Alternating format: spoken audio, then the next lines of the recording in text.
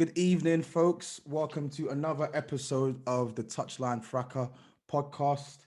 Sunday, so we have to bring you all the fun and all the disheartening moments of the weekend, especially when it comes to the Premier League. I was here last week in a co-host capacity. I'm here this week in a hosting capacity, and I've got a very interesting mix of co-hosts this week. I'm going to start with the first one. Mush, how you doing, bro?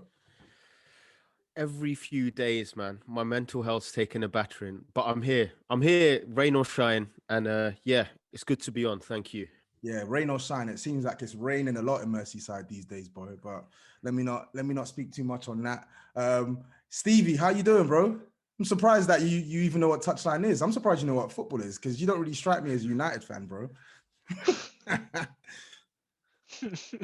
We're gonna come on to Spurs, and when we do, I'm gonna be on your neck. I'm gonna be on your neck. All right, cool, bro. So yeah, don't worry Good, about though. that, man. You're right, yeah. Yeah, yeah. You know how it is. You know how it is. All right. One ship club to another, innit? All right, bro. Say nothing, man. And we got the two Dans, man. Wow, it must be a weird weekend having two Arsenal fans on the pod. I can't remember the last time we've had two Arsenal fans on the pod, but I mean, it must be something good over there in the bad side of North London. So, German Dan, how you doing, bro? I'm all good, bro. I'm all good. Yeah. I'm always local, bro. You know, I'm on the Discord.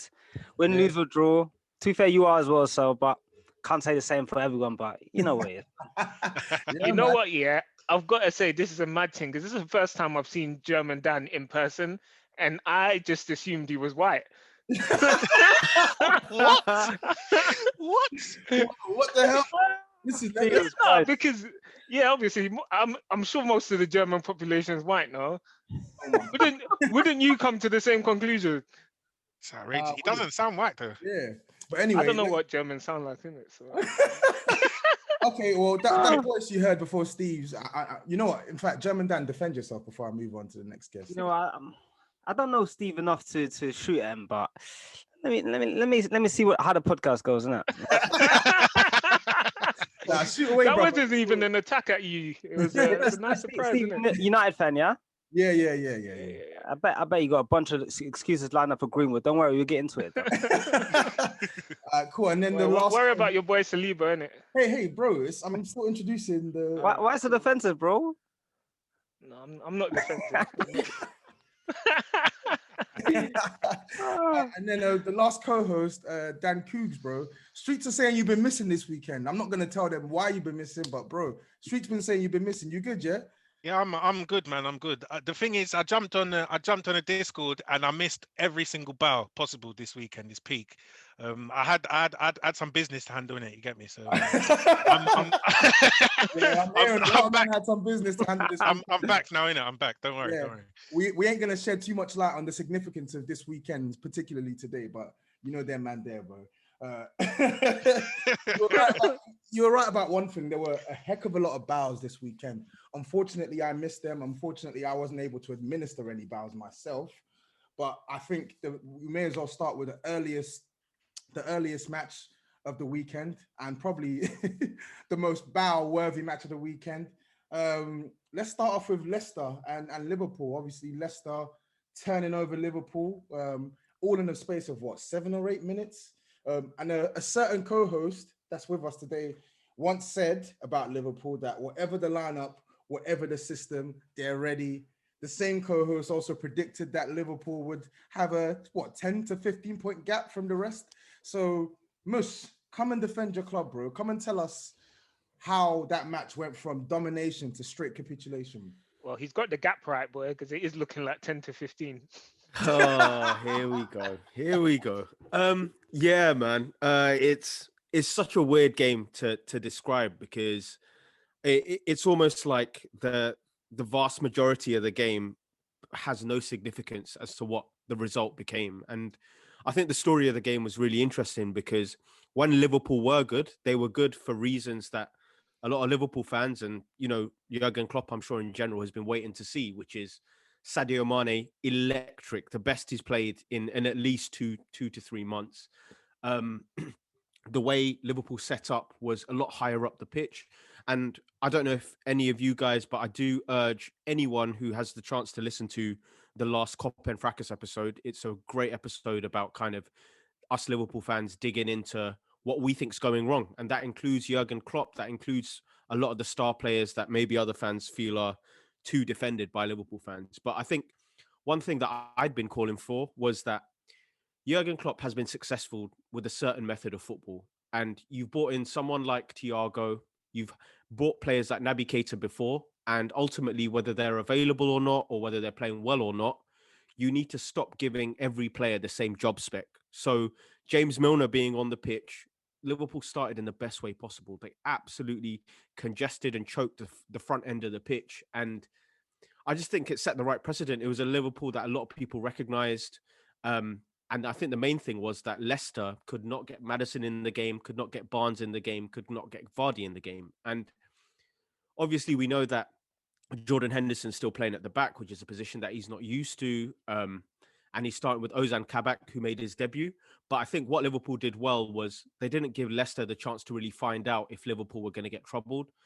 But the moment they clocked on that, why waste time trying to play through the pitch when you can just go long and see what this defense is really about? Jamie Vardy got in, and they had better chances than Liverpool in terms of how clear cut they were. But in terms of control of the game, there was nothing that I think Jurgen Klopp or Liverpool fans would have complained about. But yeah, James Milner came off after about 25 minutes, and Thiago came on. I thought he was absolutely shocking when he came on, in terms of played the opposite of how every other player was playing in a Liverpool shirt. But what I would say is that poor performance didn't affect how Liverpool controlled the match. And yeah, halftime kicked in, Liverpool kicked off, first 20 minutes absolutely buzzing. Leicester choked out the pitch. Thiago actually won 5 or 6 tackles to Harvey Barnes, didn't dribble out once. But then the moment Leicester started making their way up the pitch, all hell broke loose, man. And I'm sure anyone watching who doesn't support Liverpool was just had a massive smile on their face of how it unfolded. But Thiago with a really stupid foul, which Henderson you could see wasn't happy with. And then I'm sure we're going to explore these in more detail, but Alisson and Kabak with an absolute mess up. And then by then, heads had absolutely gone and Harvey Barnes broke through to score the end. But I'm sure you guys have a lot of questions for my little quick and easy breakdown there. But yeah, it was sad that 70 minutes of probably Liverpool's best football for absolutely ages is undone, and it counts for nothing because Liverpool are a glass chin at the moment, no matter how skilled a fighter they are. So that's the way it's moving at the moment, man. Yeah. Good summary, to be honest. Very good summary, in fact. You've actually glossed over most of the points that I was going to mention, but I mean, we can gloss over them again. Damage limitation, my friend. That's why I do these monologues. So German Dan, I'm going to come to you because Mush just mentioned that that's probably the best Liverpool have played in a long time. Would you agree with that statement? And also, I just want you to share your thoughts on Alisson Blunderland yet again, because it's now 2 successive games where he's made 3 high-profile errors combined, and it's ultimately gone to cost Liverpool the game. Do you feel like this is something to be sort of like a cause for concern for Liverpool long term, or do you think this is just an indication of sort of modern day goalkeepers and their tendency to make mistakes? Yeah. I think on Alisson quickly, I don't think it's too much of a worry at the moment. Of course, last 2 games shocking, and he's a big part of the reason why they lost both games. But I think he has enough credit in the bank for me to kind of skip over him. Just a few more games, but not too much longer. You know, like we've got our eyes on him. But on Liverpool, I can't lie. Like I think this huff and puff style that they've been doing for the last couple of weeks it's kind of what they've been doing, like choking teams, like pressing teams really high, not necessarily creating clear cut chances, but like half chances where you think, yeah, if they're in form, they'll probably score this, and then they don't score, and they lose momentum, and then they get hit. They always get there, as you said, glass chin. It's like you're attacking. If you're a boxer, you're attacking all the time, and then someone lands a good counter punch on you, and then lands another one, and lands another one. So that I think that's what's been happening to you guys, and it's just because the punches that you've been landing on, or you've been trying to land on other teams, they're just not been efficient enough. You're not hitting the body well enough. You're not in the face well enough. It's just huff and puff in a way. So I think whether that is quality, just or form, I think probably a bit of both. I think the biggest thing when I look at Liverpool is their midfield now, where I feel like it doesn't have the energy or the way they play from last year. I think Liverpool were very much based on not even creativity from midfield, but being able to press teams very high. And of course, the centre backs miss as well, but I think it's mainly the midfields. They don't press teams as high, they don't trouble teams as bad as they used to do. And yeah, I think their tempo is, even though they tried to do that in the Leicester game a bit better than the other couple games I've seen them play, but their tempo is just not the same. Like, I know this rock and roll style is like it's a bit of a meme thing, but they go so quickly from attack to defense usually. So now I think it's one, two more passes that it just doesn't hit the same. And when they're people not in form as well, things don't come together well. And yeah, and you're just getting counter attacked at the moment, counter punched. Dan, can I disagree with something you said here? And this is not actually to defend Liverpool, but it's actually the other way around. Because you said about Alisson having credit in the bank. And ultimately, when you've got players out of position, when you've got very inexperienced players playing as well, it is not the time for you as a senior player for you to be having lapses. So I'm fine with having credit in the bank when everything else is settled, because there's never going to be a stage where all 11 players are in a good moment. But now is not the time to be a key component in the team and be messing up when other places are so vulnerable. Yeah, I mean, I look at the way I look at players mainly is, are you a good player or not? If you're a good player, most time, if I think like generally that you're a good player, most time I will allow you, even if you make mistakes and stuff. So my opinion on Aston is simply that I think he's a very, very good goalkeeper. So I kind of can gloss over those type of mistakes more easily than when I think someone is not good. If he was not good, I would be on him after one mistake. But I think he's good. So at the end, like if he makes mistakes and Liverpool lose, it don't hurt me, So I'm Gucci. Yeah, I got a question. Yeah, just on I guess Liverpool's main signing of the summer. This the idea Bulls, uh, Paella Marcus Houston. Yeah, Thiago in it. Yeah, because um, for me, it's it's very questionable as to like I know people were saying Liverpool need a creative midfielder. They need someone who can, sort of add some attacking impetus from midfield because previously, as Dan mentioned, your midfield were used as more pressing agents, used to shield bombing fullbacks, this, that, and the other. And I don't disagree with that sentiment, but I guess my main question is, was Thiago the right type of midfielder that you guys actually needed to sign? Because obviously, I think Klopp is a very good manager and he's capable of changing styles. But I feel like Thiago is a midfielder that you actually need to play to his strengths if he's going to be useful, right? And if you're sort of playing with that midfield three, if you look at the profile of midfielders that Liverpool have used under Klopp, right? You've got your defensive mids who shield the back three, cover the fullbacks like Fabinho or Henderson when they play there, and then you've got your eights who are pressing agents and Shutlers. And the shuttlers, and they recycle the ball when they're in possession, right? So when Thiago comes in and you're looking at him being at that number 6 position, I don't think he's that good defensively to really play there for Liverpool and cover like the big areas of space. And we've seen that he's just whenever he's played there, he's just getting himself booked left, right, and centre, giving away stupid free kicks. And when he's in the 8, I don't think he does enough in possession or on the ball to affect the final third enough.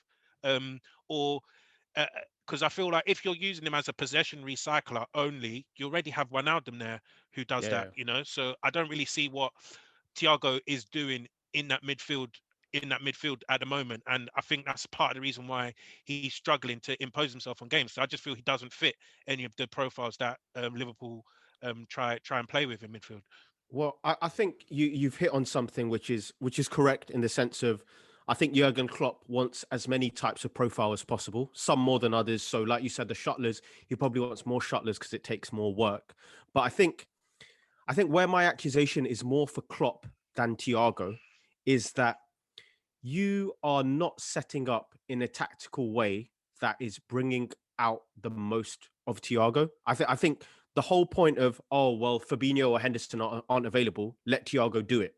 And ultimately, football is way too detailed, and players' skills are way too defined in what they're good or bad at for you to be lazy enough to just do that. And it's fair enough if Jurgen Klopp was getting this wrong within 2 or 3 games, but Thiago started 7 games and he came on as a sub in the last game. So surely you've had long enough now to know when Thiago should fit in or Thiago shouldn't.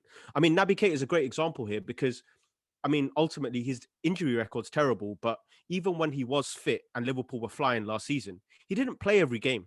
And that shows a manager who isn't tied back by the pressure of financial investment. It's a manager who knows when certain players and certain job profiles fit the task required. Whereas Thiago feels like, and maybe it's the injuries, and there's no choice because Fabinho and Henderson aren't playing in midfield, but he seems to throw Thiago in to ask him to do whatever the job is, even when he's not capable of doing it. And there's no harm in a player not being able to do it.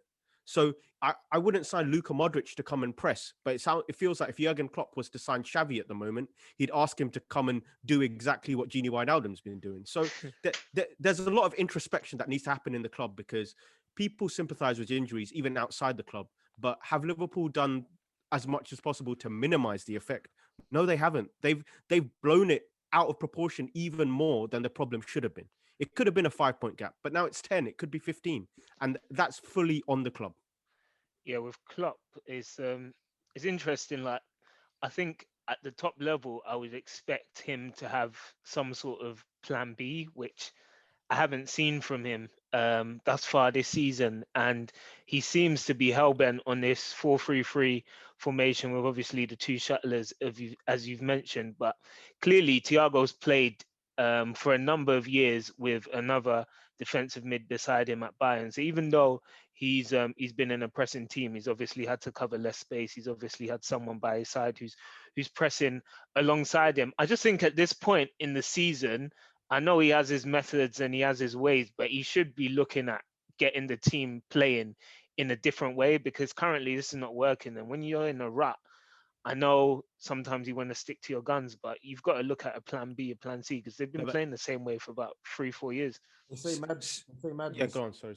Sorry, they say madness is doing the same thing over and over again and expecting different results. And I think that's what you're trying to touch on as well, Mush. I know you want to make some comments on Klopp, but you may as well add in some more comments on what I'm about to touch on because I was looking at the odds for the next manager to go, and Jurgen Klopp was right at the top last night. There was certain rumors saying that apparently he's agreed to leave Liverpool and he's going to take a sabbatical from football. Some of these unconfirmed tweets flying around on Twitter as well. So can you address that and also add in the point that you wanted to make as well? I love you saying, "Can you address that?" Like he's the Liverpool spokesman. Yeah. It feels like it right now.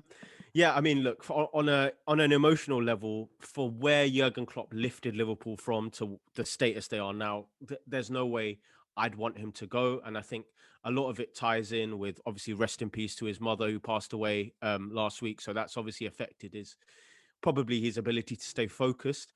I think a bigger thing which is happening and it's probably how the club and Klopp aren't aligned at the moment in terms of what Klopp wants. Because, I mean, Steve mentioned a great point about presenting a plan B, but boys, you can't create a plan when that plan B might have to be Divock Origi or Xherdan Shaqiri coming because these players are so far off even plan A going badly with Mane, Salah, and Firmino. That was what was most frustrating because Klopp probably wants to have variations on how he wants to play. But even though Roberto Firmino, I thought was shocking after creating Salah's goal, I don't think he was playing well until he created that goal. But there was nothing to change it up with. So ultimately, you can complain about plan A not working. But if plan B makes you even worse than a badly working plan A, then I think Klopp's just a bit resigned to the club being too protective in terms of thinking you can work without risk, and Klopp wants risk. Yeah, sorry, go on. I've got a quick question on this. I don't know who said the plan B stuff, but I think the plan B stuff is not necessarily who is on the bench, is the way you generally set up to facilitate Thiago playing better. So at the moment, club is very hell bent on his style of play, and he was like this at Dortmund as well.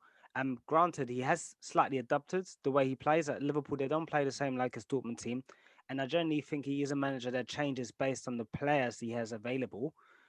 Obviously, he has very, very strong ideals of how to play football, but I'm not sure he's prepared to move away from the system that has worked for the last 2-3 years to accommodate one player. Even though this player is very good, which is Thiago, I think Thiago has to some degree, change his game a little bit. Or if he plays as a shuttler, you have to just do more. I think we very often talk about managers need to do more, and I'm a big advocate of managers needing to do more. But in that game against Leicester, that midfield proposition was fine. I think the front three was fine. They need to produce. Those are the people that they'll have a reputation there. Like, do you know what I mean? They're saying this is one of the best front threes in the world. Like, these men just need to produce, and more time they do. To be honest, it's not like a slight on them, but that man we're playing, it's not like he was playing Shaqiri and Origi in that front three, you know. So that's one of the things. I think the midfield maybe needs a different proposition of the way you set up, but that would affect the way Trent and Robertson play. And all realistically, one of the best things about Liverpool is Trent and Robertson. Them um them increasing speed of play. So at the moment there's some discrepancies, but I think even Thiago playing as an 8, you should be fine going forward. That game, that can happen in football. You're just not invincible anymore. That's what it is for me. Yeah, I think just one final thing on that. I feel like Liverpool's probably one of the teams that I don't think they particularly needed a plan B, because I felt like their plan A actually had so many weapons. Like in the last 2 seasons, everyone's talking about, well, you can try shut down the fullbacks, and if you shut down the fullbacks, then they'll get you through the middle with Firmino and Mane, Salah coming in there. So, I remember so many teams not being able to shut them down because they had so many weapons. And I feel like the major issue this season is that, guys like Mane, Firmino, Salah at times, they've not been at their best. Like Mane has been in terrible form for a long, long time. And you said he played really well yesterday, but in playing really well, the output that you guys have been reliant on for so long was missing. So it's all well and fine saying, oh yeah, they need a plan B, but what they really need is these men to actually just find their shooting boots and put the ball in the net when they get their chances. Because at the moment, I feel like you're still creating these chances, but you know Mane he can't shoot. Salah is taking him 5 chances, when before it might have taken him 3. Do you know what I mean? So I I feel mean, like look, Dan. Ultimately, every Liverpool fan or a lot of Liverpool fans are hiding behind the centre back issue, and I think the issues are so much bigger than that, and it's time to look past that, because Jurgen Klopp has had long enough since Van Dijk, Matip, and Gomez got injured to work out a better way. So yeah, that's what I want to see moving forward. Yeah. I think we can move on from Liverpool there. Just honourable mention as well for Harvey Barnes, 2 goals off 10 for the season. James Maddison, really in good form as well. So them 2 English talents kicking unexpectedly for Leicester. Let's actually go. Let's go actually to Manchester now. I'm not really going to do the talking because I can talk for days on this topic. But of course, you all know my beloved Spurs. We went to the city of Etihad. For those who have You watched, got pumped. yeah, we did. Man said his beloved Spurs, Beloved. Relax. Yeah. No. For got those who have watched Man City Spurs games in the past, maybe not so much this season, but especially last season, you would have known that this battering was a long time coming. Like, we've been due a serious beatdown from Man City, and I think the neutrals got their wish yesterday as well, albeit we're not neutral, bro. We're not neutral, but the ops got their wish then. You know what? I actually wanted. Are you gonna let me finish, or do you not just want to keep interrupting me? You just said this part. You're not going to do much talking. And look at you. I'm gonna ask a question. I'm gonna ask a question, bro. You didn't even let me finish. Go on. I was gonna say, like, we surrendered the game under Spursy circumstances, and I was actually gonna come to Cougs next to speak about one player in particular who's son. So please, can you mute your mic, Steve, and let me move on to Okay, muting. Okay, cool. Thank you. But I want to speak next. Before we get onto the Spurs disaster class as well, one man in particular, Ilkay Gundogan, where has this come from? I need you to explain to me where this has come from, because we're looking at a potential PFA contender right now. I know German Dan is there grinning in the background as well, but yeah, go on. To be honest, it shouldn't be that surprising though, right? Like I'm not gonna lie and say I'm not surprised, because I thought the Gundogan from Dortmund days, I thought he'd gone personally.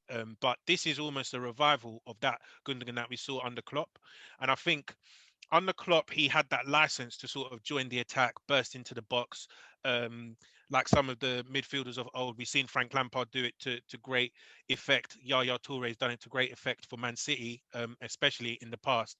And I feel like he's always been that type of midfielder. And in previous years, I think with the sort of formation that they played and the style of play that Peppers has implemented at City, very much on a positional sense, people stay in their zones, this, that, and the other. He's not necessarily had that license to really go forward. But I think when you're seeing now with the injuries to Aguero and Jesus, Pep's had to sort of revamp it and revamp his midfield, because I think they were getting done heavily on the counter. So Pep's now gone with this, sort of double pivot in midfield, and that gives, I think, them a more solid base, and it allows another midfielder to sort of go in and join that attack, where previously they wouldn't necessarily do that. And if you want a midfielder to do that, as I said, Gundogan's almost one of the perfect midfielders, and one of the best midfielders, I think, in world football in terms of arriving in the box and having the quality to finish chances. So, this I think it's a quality remontada that we're seeing from this guy, because I think he's been very, very unfortunate with his injuries. When he was in Germany, he was one of my favorite midfielders to watch. And yeah, it's a very pleasant surprise, man, to see him come into this good form. And he done my fantasy team no problems either. Captained him against Spurs. You're on mute. Thank you for that useless piece of information, Dan. Thank you. German Dan, before I go on to Stevie about Spurs, just more on Ilkay. I know Dan mentioned that like he's a talented midfielder. We know that, but I mean, there were clear signs that Ilkay Gundogan just wasn't having as much of an impact on Man City's midfield as he was capable of doing prior to this season, especially in high-profile matches as well. And I mean, you just have to look at his goal return this season: 11 goals in 18 Premier League appearances, 13 goals in 26 appearances. This is very much an outlier in his goal scoring exploits as well. Do you think that's more of credit towards Pep, or do you reckon that's a consequence of, like Dan said, him playing higher up and him being part of a Man City system that by design are just due to score more goals? Of course, they've slightly altered their makeup this season and the way they play, but you expect Man City goal glut usually. What's your take? You know what? In football, sometimes things are funny. Like Gundogan has been a top player for me for many, many years. And top players can also go through rough patches or periods where you think, actually, this guy's not that good. I didn't really ever think this with Gundogan, but what we see now is the very, very good midfielders in the last, even in the generations before, they always have slightly adopted their game later on in their career. The way Gundogan has adopted this game is very funny, because usually these midfielders score in the early parts of their career and then go back to a position of just controlling the game, running the tempo and stuff. Gundogan really started doing the tempo stuff early on in his career, and then has been moving up the pitch. And now I think probably his best goal scoring return in any season he's ever played. And as Dan said, at Dortmund, he showed glimpses of this, but he was like the focus was still the tempo setting. Whereas at City now, he can float, he can roam. Other people are setting the tempo. City is a team that if you have a certain amount of skills and you can really express them, you can really like you can take over football games with them. They allow you to, so they're a team that they allow you to be yourself in a way at times. So I think at this moment in time, of course, Pep has done something here with Aguero not being there, but I think this is a team where he's enjoying good football, and he's playing the way he probably would have liked to play at Dortmund, but they weren't good enough for him to play like that, so he played a slightly different role. I'm just glad to see him doing well, and yeah, David Silva, we're coming for you. Yo, Wow. Can I just I was touch actually on? going to come to you next. Yeah, but I wanted to touch on City actually, even before we get to Spurs, because I think Pep deserves a lot of credit, because obviously I can't remember when it was, but when Spurs were top, City were sitting down in like eighth or ninth, and I think since then they've won like 15 on the trot, and I think in part it's where he's been playing Cancelo and Zinchenko, which has allowed him to shift like the dynamic of the side, because you see a lot of with a lot of Cancelo's positioning, like he's tucked inside into the midfield alongside Rodri, so it's allowing Gundogan and the rest of the other team to get forward, and you almost have like the team set in two, so you've got like Rodri and Cancelo, the two centre backs, and Zinchenko occasionally staying back, and then it's allowed the rest of the other team to go ahead and press forward. I just think it's really clever play from Guardiola, and Cancelo's having like a massive impact on that team, not just from the right side, but just in the balance that they've now got between attack and defense. And even Zinchenko deserves a shout as well. So you've got like two fullbacks almost playing as defensive midfielders, and it's brought them a lot of protection. Well, yeah, Zinchenko is actually midfielder, but I mean, obviously he's doing a job Yeah. at left back now. He started what, like the last 5, 6 games straight, Mhm. doing really well for them. But Mush, I actually wanted to come to you on this before we actually move on, Spurs. One of my biggest worries heading into this game, with regards to why I was so sure we were going to lose, is because our biggest strength under Jose Mourinho, which is our ability in transition, is something which City used to have as a weakness, and I feel like in recent weeks have completely snuffed that out as a weakness. And I think you saw it in evidence in the game on Saturday as well. Cancelo making sure he was tracking Son literally at every given moment. On the left hand side, Zinchenko doing his duties as well. They didn't really give us an opportunity to break at them with the same impacts that we have done in previous games. So do you feel like that's another testament to Pep's ever evolving Man City team? Yeah, I mean, it's gonna float into Spurs, man, because I need to talk about this Portuguese guy managing you, because I think I tweeted yesterday that this whole everyone defend and Son and Kane might make something happen tactic is the worst tactic in the Premier League. Like, I was just looking now whilst everyone was talking. So Heung-min Son has 1 goal and 1 assist in the last 7 games. And I could have run that as agenda, but I've been watching these games and he's so easy to crowd out. That thing you're talking about, transition, right? That transition only happens in one or two ways. Either you catch a team early, but I don't think City allow that because they play quite deep, or you outnumber them in a position to give talented players a chance. And when I look at Son and Kane, they've got 3 men around them each. I don't see how someone like Son is meant to affect the game, regardless of who Spurs are playing against. I don't think it takes Cancelo to negate Son at the moment, and I don't think it takes any special player. All it takes is for any kind of competent manager to realize that if we hold our shape at the back, we will catch Spurs in transition, which is what happened for the long ball for Edison's goal as well. So it's just it's so rubbish as a tactic. I can't believe when I'm watching Spurs, like I watched Ben Davis, right, getting ripped to shreds. So I just thought, if I'm a fullback and the guy I'm playing against is ripping me, why don't I move higher up the pitch to make him turn back the other way and actually stop driving at me? But it just feels like Jose's instilled this mentality that people were trying to hype early on in the season, but it's actually created so much trauma about wanting to attack and create problems for the opposition. So yeah, man, it's created a lot. And I don't know, you as a Spurs fan, you probably feel that more than anyone. Yeah, I mean, my views on Jose, I think they're pretty much laid out bare on my Twitter, on my YouTube. We all know what I think of him. He's a man who cares more about not losing than actually trying to impact the game in our favor. But it's a weird one. He is a problem. He's a guy that definitely needs to be replaced, but I can't look at our recent form. I mean, our recent games in the previous week against Everton in the FA Cup and Man City as a Jose issue. I look at that mainly as a personnel issue, and I think that leads me on to my next point. And I'm coming to you on this, Steve, as well. I know you were speaking about Pep, but I think much was made about our squad at the start of the season, the good business we did in the summer, etc. And whilst some players generally haven't lived up to the billing, i.e. Gareth Bale, Matt Doherty, there are quite a lot of players in this team that consistently have a habit of making errors.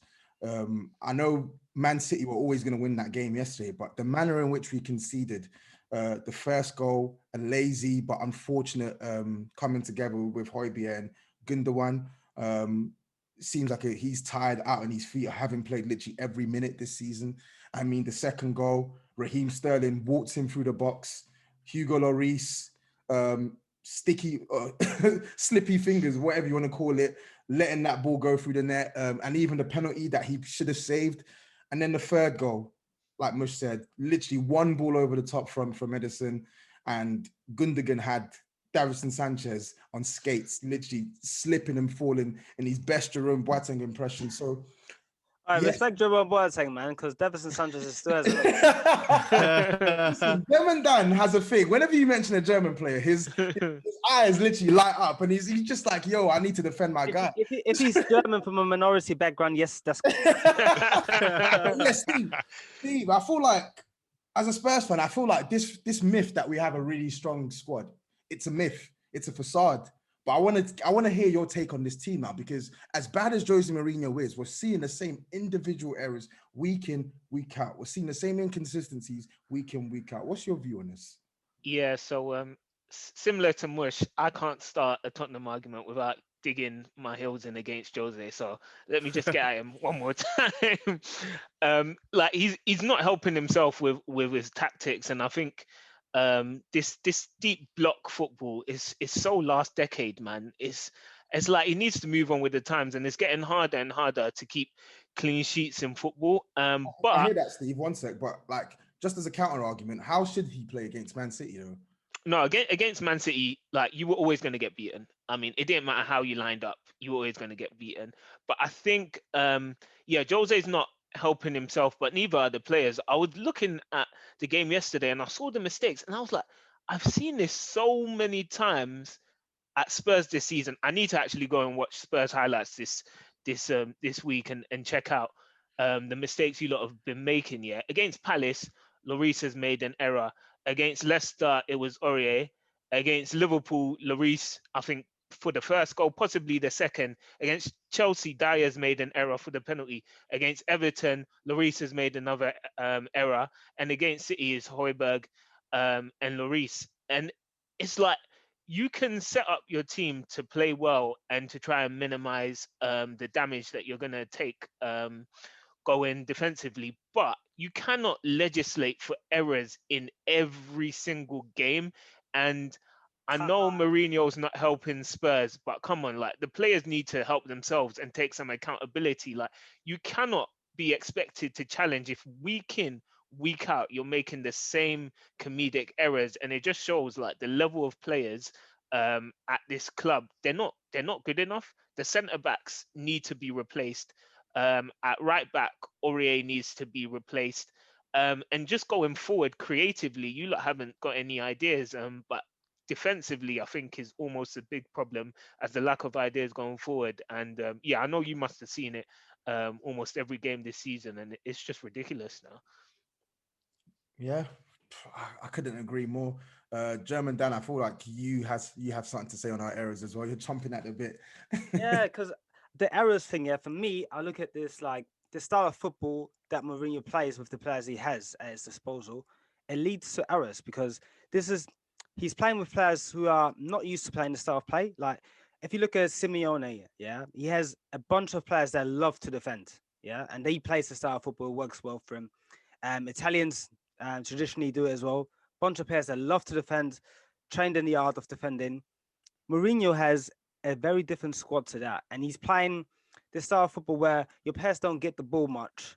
You're just defending, concentrating, shifting over. That's all you're doing the whole time. And then I kind of think that the errors are partially his fault because the way they're playing, or he's setting them up. These players are not used to playing this way.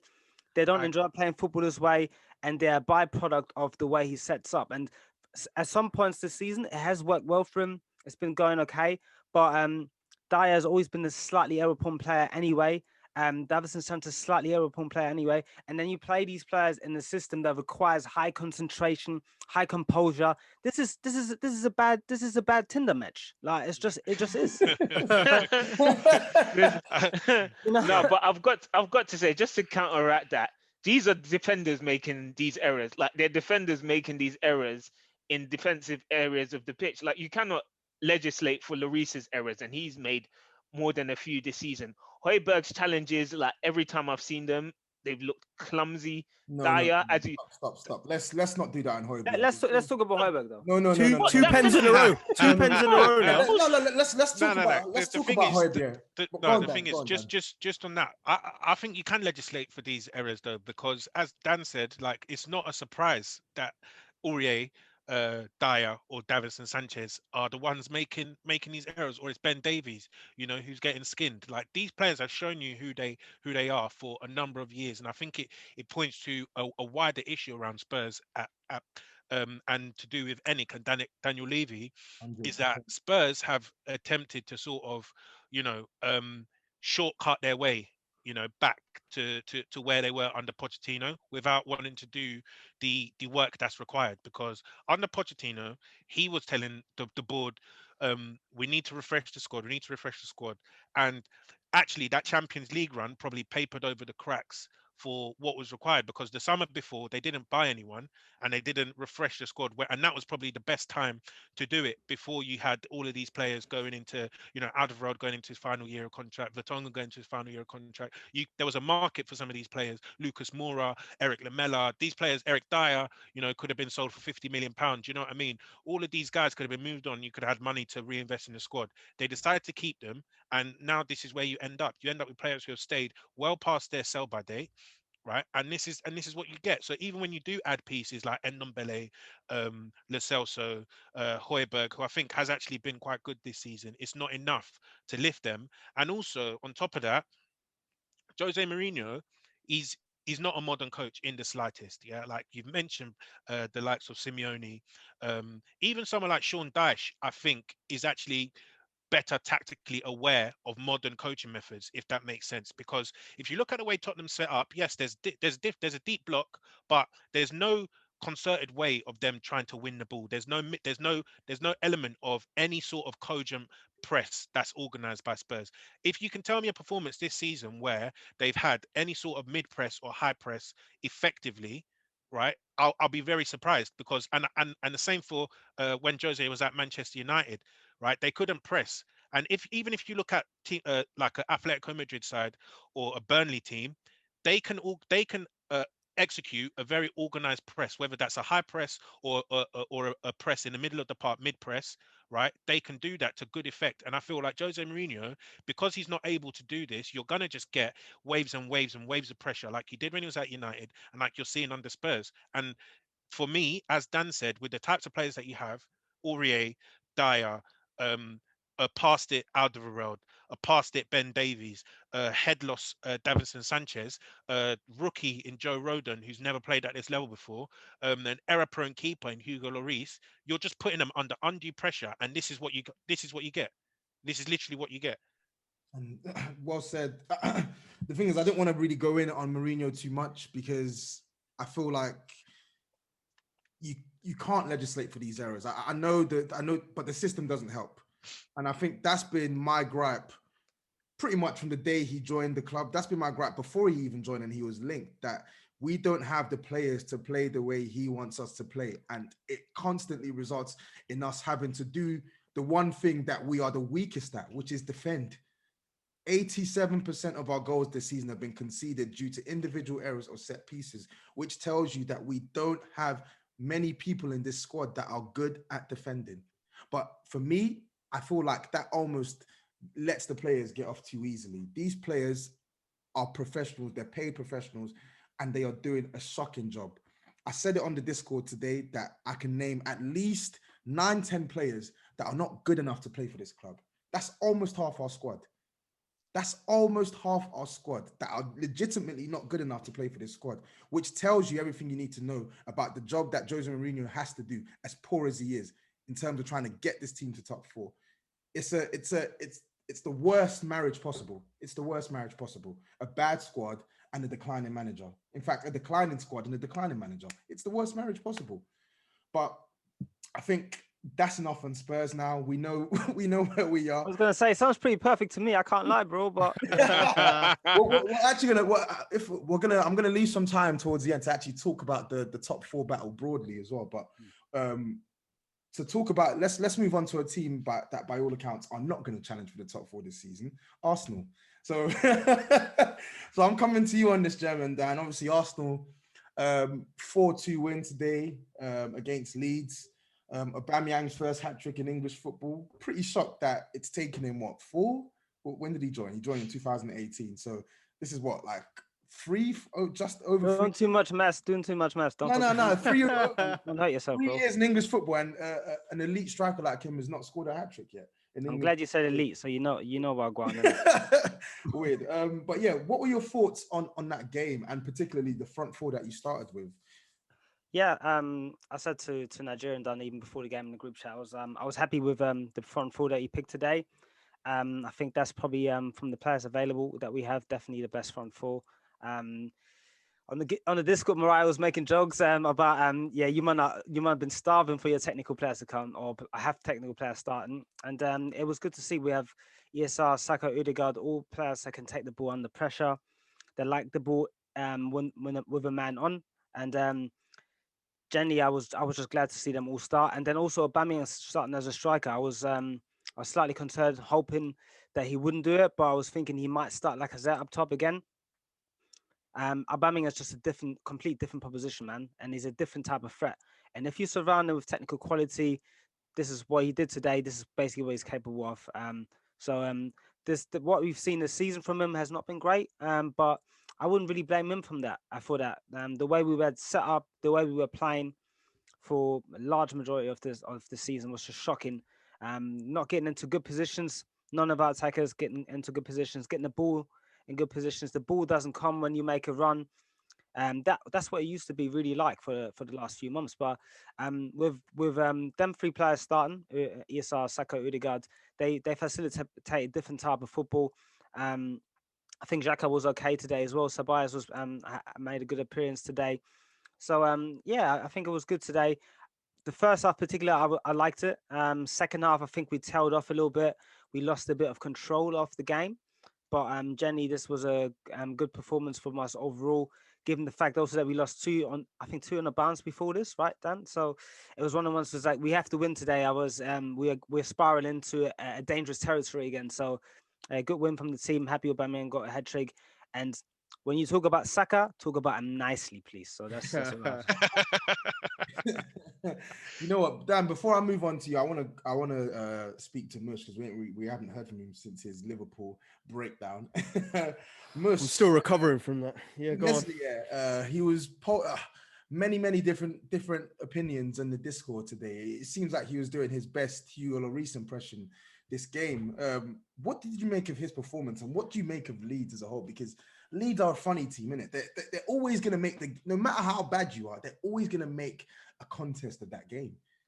Yeah, I think Melier he embodied what Leeds United are. You know what I mean? Sometimes there's good moments, sometimes there's absolute madness, and ultimately he fits the profile of the club he plays for. But I think he is a talented keeper, and maybe with a bit more coaching, he's going to have a good career ahead of him. But what you asked about Leeds, man, I think Leeds are the best addition to the Premier League we could possibly have. And the reason I'm saying that is because when the Gary Megsons and all of these crap managers who come up into this league, yeah, come and lose 7-0 away from home, or, Phil Brown will set up with his, rubbish midfield that gets pumped.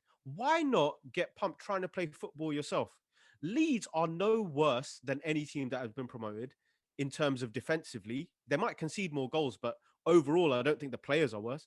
And going forward and watching them, they are so much better. So I feel like there's this inner desire for us football fans in this country to have peace of mind of watching Match of the Day, and for them to use that same graphic of 4 defenders in a line and call that organization. Forget organization. It doesn't work. I've seen the Paul Jules, the bloody, there's so many.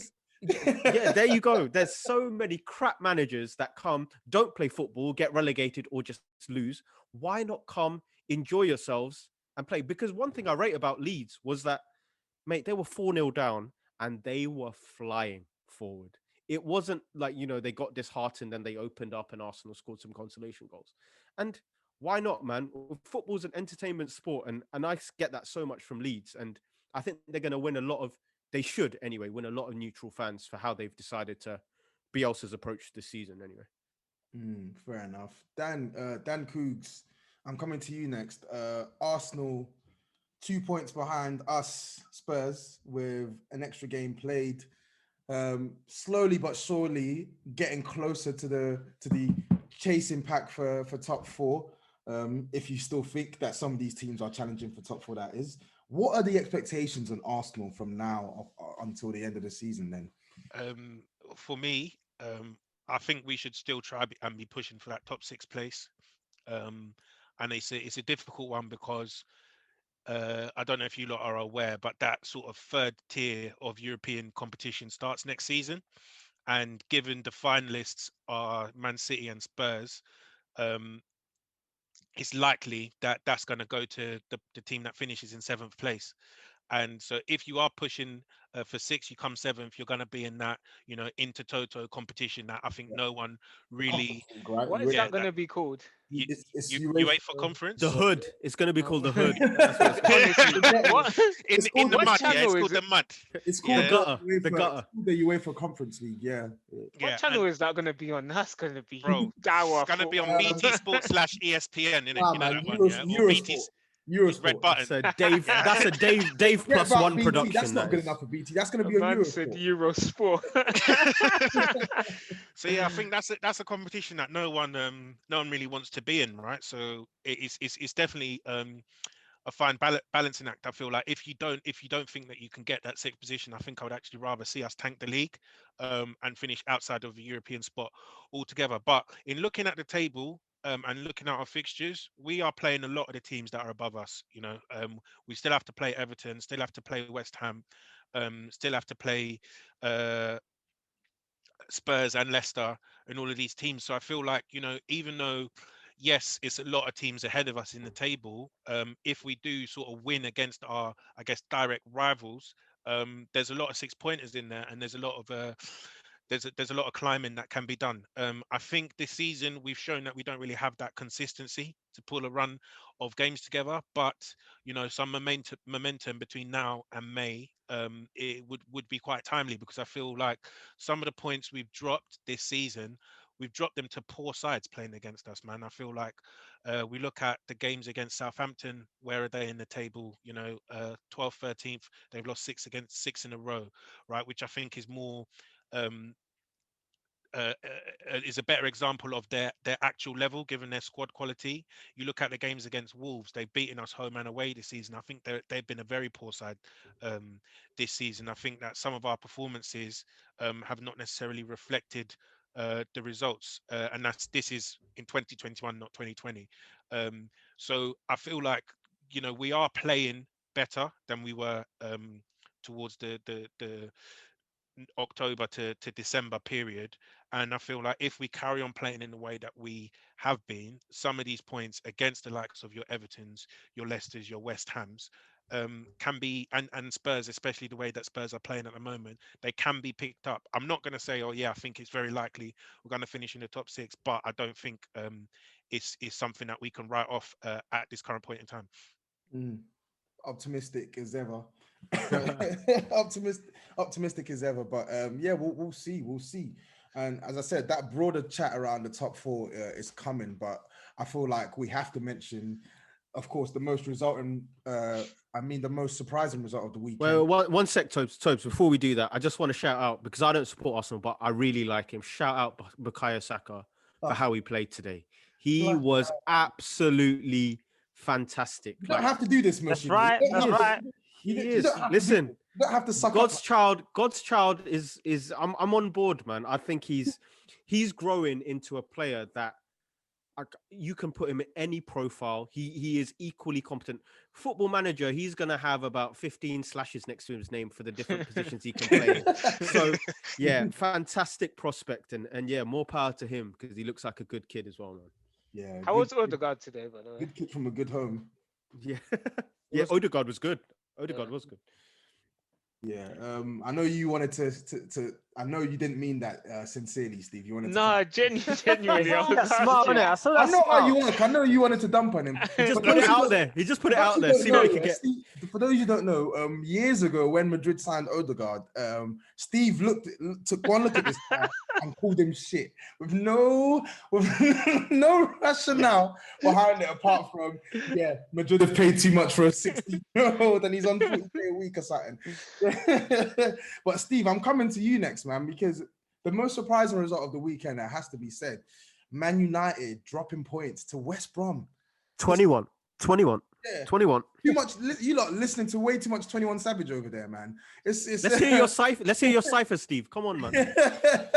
It's like you've gone from title challenges to kaputs in the space of 3-4 weeks, man.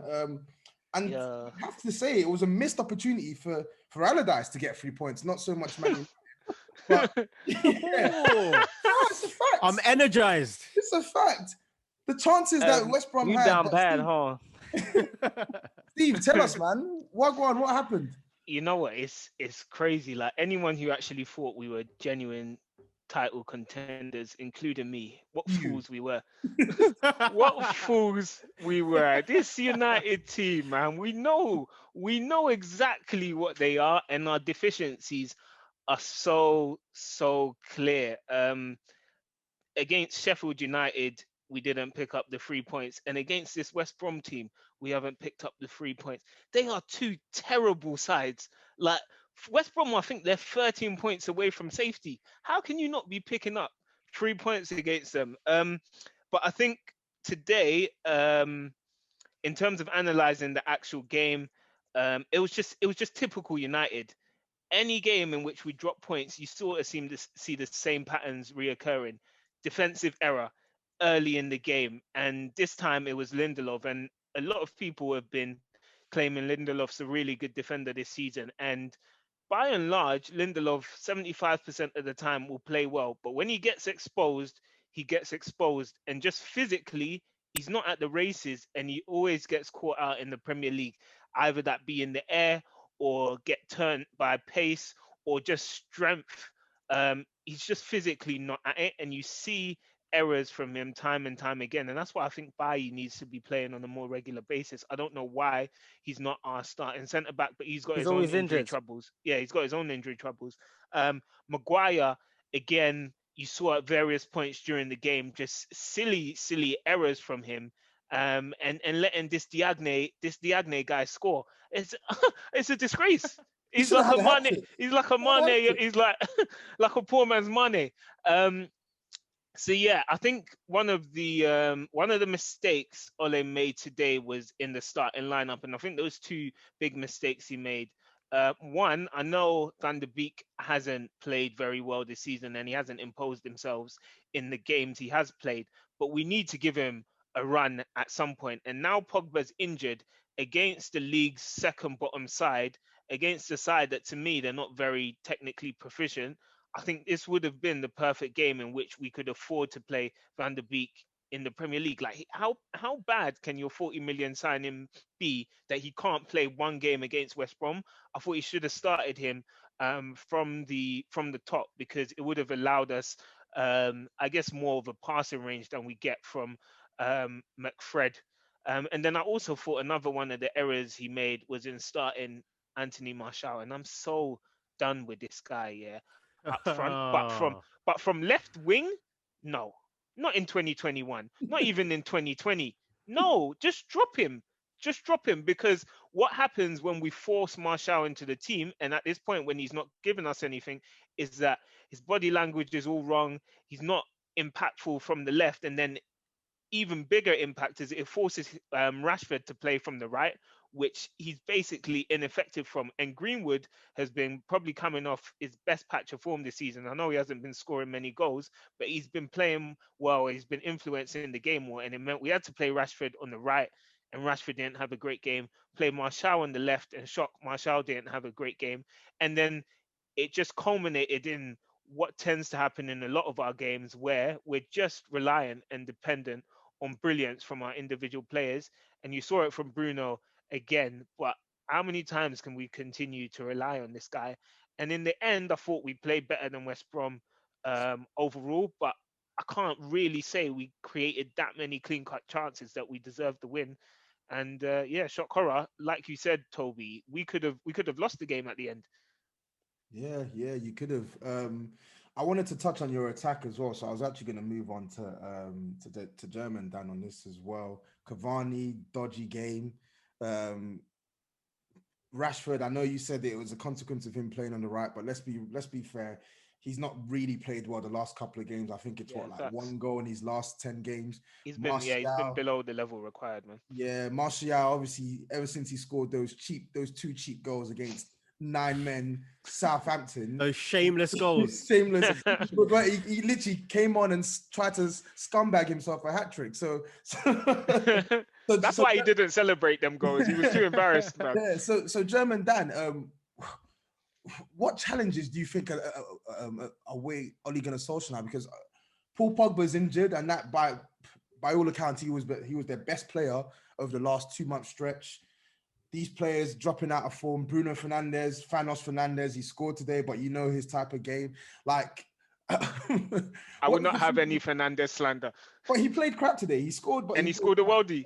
Yeah, he did, but yeah, but nothing. The thing is with Bruno is Bruno will get a goal or an assist, but I think the way he genuinely interprets football or plays football has a very bad effect on the team he plays for. And I think whilst he is very decisive, he's also the reason why United get counted on a lot because he gives the ball away. Just Al Qaeda football, bro. Yeah. But the thing about that, Dan, is that you see with Bruno Fernandes, yeah, he's a toxic poison, yeah. but we need that poison in that he's actually the number 10 we need because we haven't got a clear, cohesive plan going forward. And Ole, I know people deride him for his tactics, and I haven't seen much to say that he's got a clue in terms of what we're doing going forward. But I think that's why we need Fernandes, because we rely so much on individual brilliance from players, and Fernandes is the number 10 that can give us that. Like, I can't. Van der Beek, you can't argue with his stats too tough. You know, you can't argue with his stats too tough. Like Van der Beek is probably more the profile that like people would love to watch and see play. But you look at everyone around him, he's not playing very well because we're not really moving in sort of passing lanes and passing triangles, and he's not really flourishing and getting it off because, to be honest, he's not Bruno. So for all Bruno's frailties, or not even frailties, just faults, like he does come up with the goods for us, and in the United team is what we need, man. The thing on Bruno for me is that I think United have enough capable attackers. I think you have Cavani, Martial, Rashford, Greenwood, all guys who are not firing right now. Granted, but I think you have enough capable attackers and also a few attackers that go in behind. It's not just all ball to feet merchants. So I feel like finding a player that really unlock or facilitates them getting into better positions would be key for me. Whereas I think Bruno very much is he's just chaos football. Like he gets the ball and he attempts a 30-yard free ball, he attempts a long ball over the top. He'll try a first pass on the spin, left foot, half volley. He'll just try the maddest stuff, and he gives the ball away too much. And I think really what United actually need, even though Bruno is super productive, and you cannot argue with his numbers really, they need someone that facilitates the attackers better than Bruno does, because Bruno really doesn't do that well. He creates for them on occasion, but a lot of times it's just things that are not really measured. Bruno is not measured enough for me, and I think that has a knock-on effect on the way you play offensively and defensively.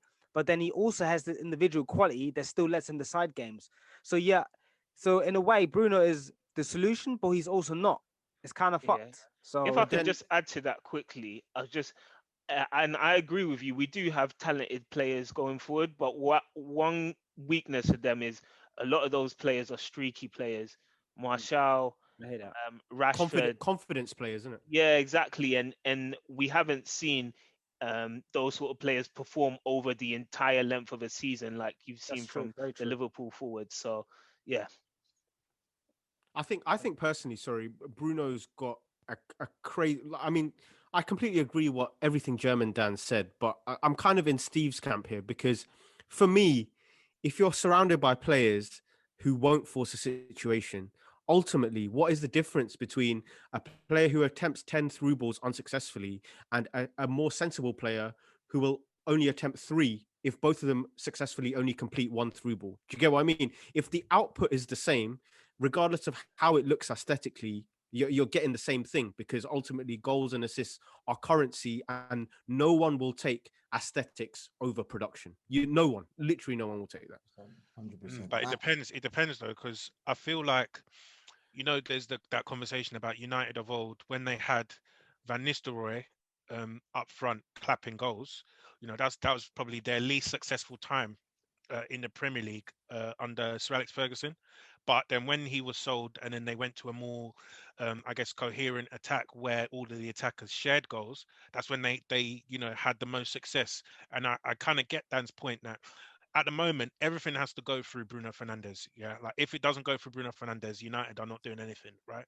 And yes, it works because Bruno gets all the numbers, but if they did have a more coherent attacking plan, who's to say that as a team they wouldn't do better? I as a agree whole? with that, though. Do you I know what I agree mean? that eventually they will outgrow Bruno, but right now, Mm. in their current form, as in the current structure of what Man United are, there's no Man United that are better without Bruno, and I think that's the big misconception that some United fans have. I think, Dan, if you look at us sometimes, we're just too safe, and Bruno is the exact opposite of safe. We use the word chaos sometimes. When the game in midweek when we played West Ham, nobody wanted to pass the ball forward. Van der Beek, I was so disappointed by his play, because everything was sideways. You look at Fred and McTominay, even when they do try and play it forward, it doesn't really work. And so I think that's why we're so reliant and so dependent on Bruno, and everything goes through him, not as a tactical sort of plan, but just by default, because he's the only person willing to try. Fair enough. Just my last point on Man United, and I feel like that sort of takes us into this sort of top four chat. Just a fun fact: Man United have conceded the most goals of any side in the current sort of top 10 position in the league, outside of Liverpool, who have pretty much a ravaged back line. So you would expect a normal Liverpool side would concede less goals, which means Man United at their maximum have conceded 31 goals in 24 games.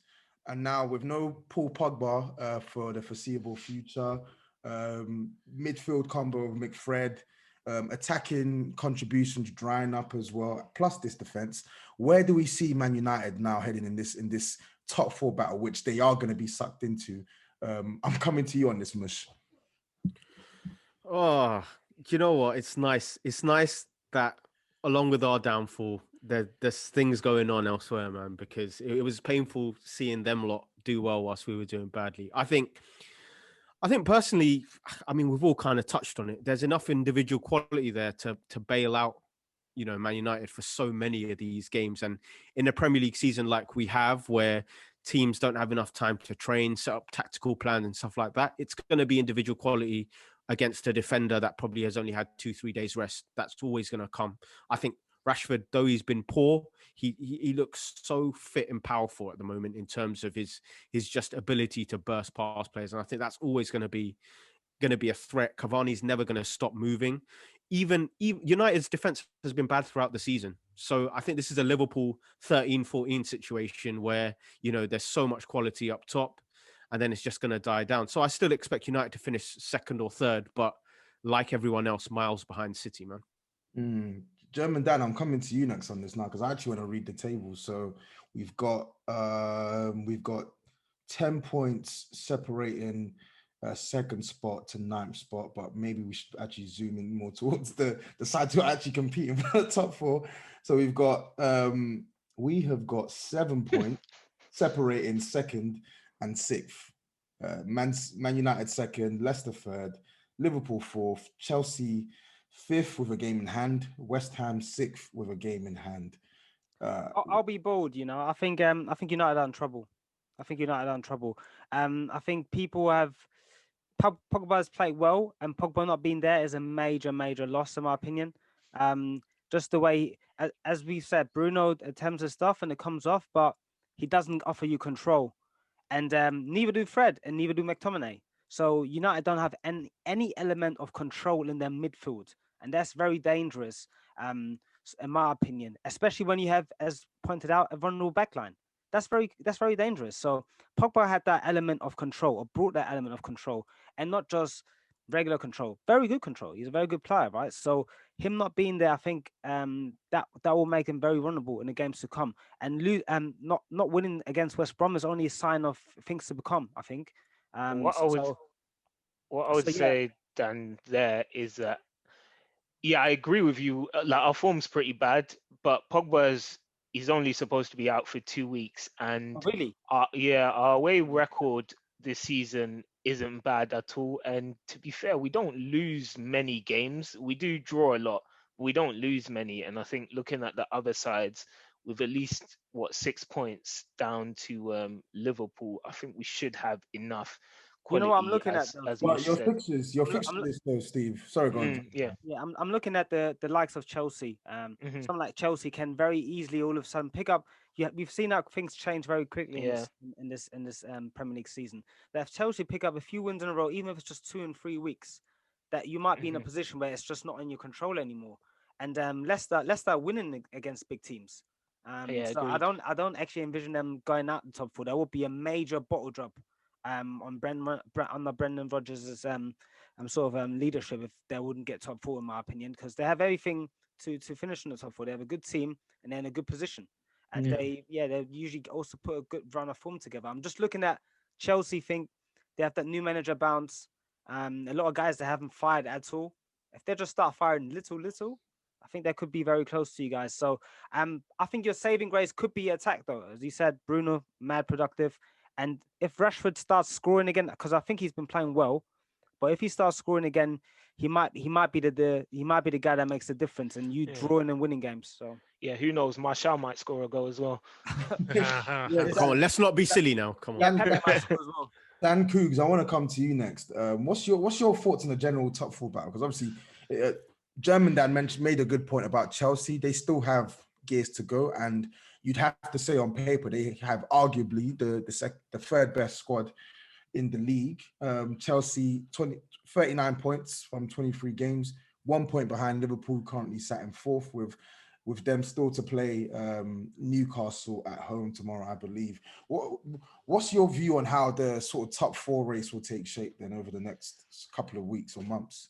Yeah, to be honest, this week I think is next weekend I think is going to be very interesting after the European games that have come back, because for me, I think the main question mark about Leicester is how they're going to handle playing in the Europa League.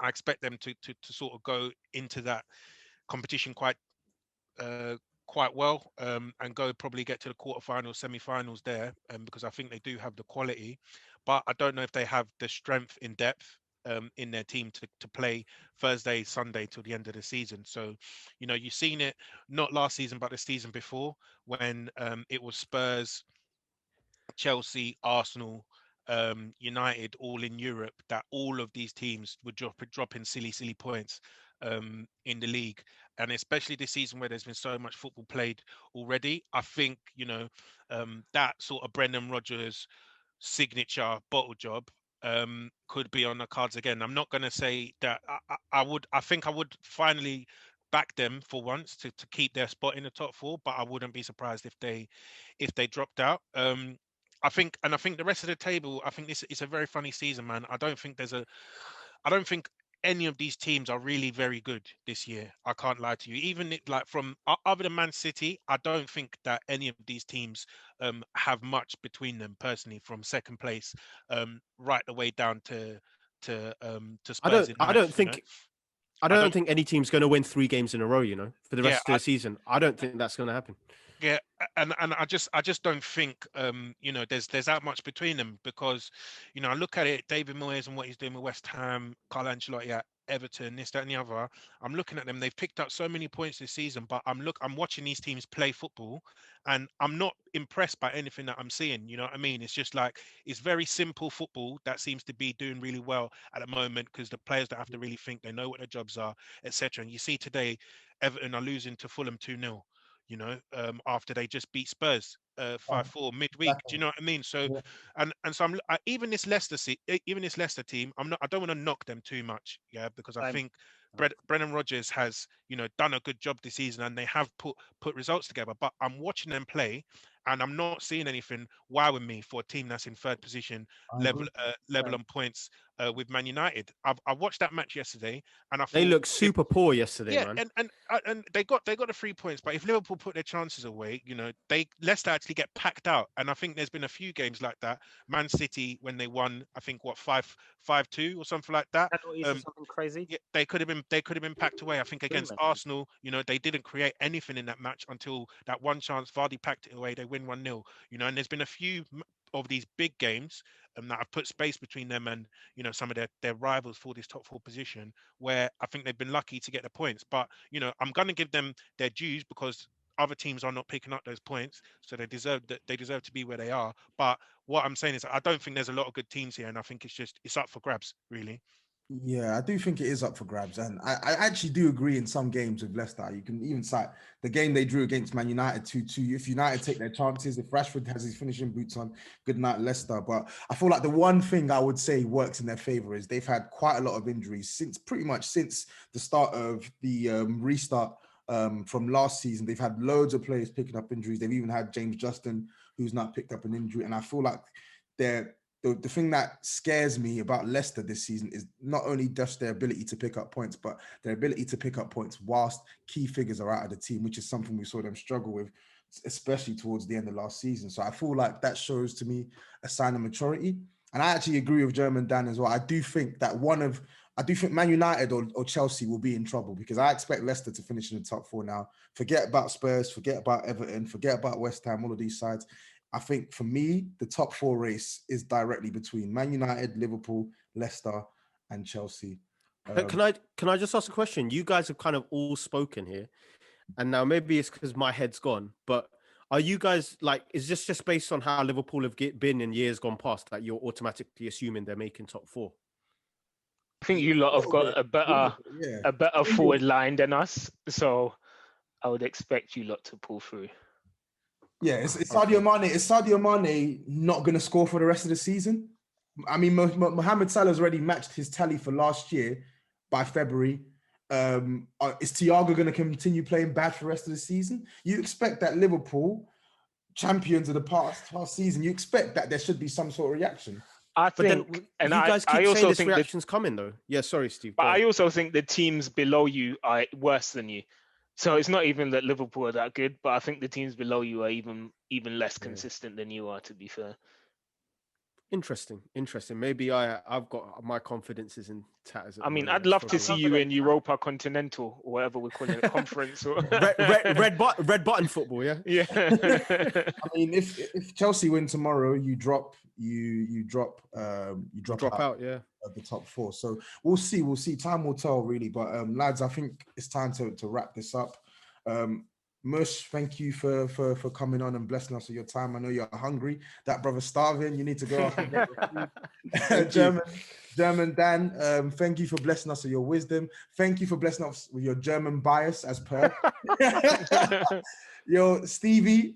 Stay Stevie. I knew it. I couldn't wait. So wait. Why did Dan get wisdom? Stevie got nothing, and I got hunger. Yeah. What's going on here? That was a backhanded compliment. I'll take it though, Toves, man. I was gonna say something about Cougs as well. I know but I think his internet. Cougs needs to pay his bill, bro. But aren't you lot in the same house? No. I told you, bro. Cougs has had. You know what? Let me not say. Yeah, obviously. Cougs, he was about to drop it on you, man. 14th Feb, you can make it that what you want, innit? Yeah. Make it that what you want, innit? But lads, thank you for hopping on. Folks, if you're still listening and you're not following us on the socials, make sure you follow Touchline Fracas on Twitter. Make sure, especially, you subscribe to our YouTube channel. We've got loads and loads of content being pumped out at the Touchline Media machine right now. And make sure you jump on Discord once in a while. In fact, every weekend, because it always pops off. And with that, I bid you all good night. Take care. Stay safe. Bless.